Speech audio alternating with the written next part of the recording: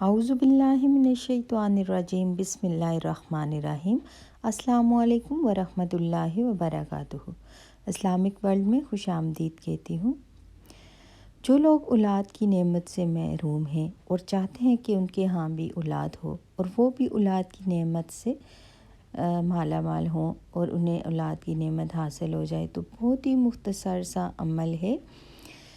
قرآن میں سورہ نوح میں اللہ فرماتا ہے، حضرت نوح علیہ السلام نے اپنی قوم سے کہا کہ تم زیادہ سے زیادہ استغفار کرو، اللہ تمہیں اولاد دے گا، اللہ رزق دے گا اور اللہ تم پر بارش برسائے گا۔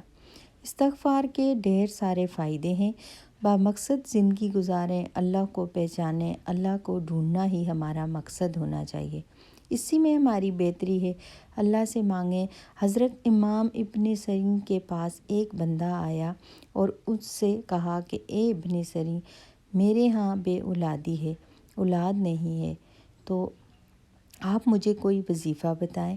تو آپ نے فرمایا کہ استغفار کیا کر۔ استغفار کے اتنے فائدے ہیں کہ آپ سوچ نہیں سکتے۔ ہر پریشانی، ہر مشکل اور ہر ناممکن سے ناممکن کام اللہ اس کو ممکن بنا دیتا ہے۔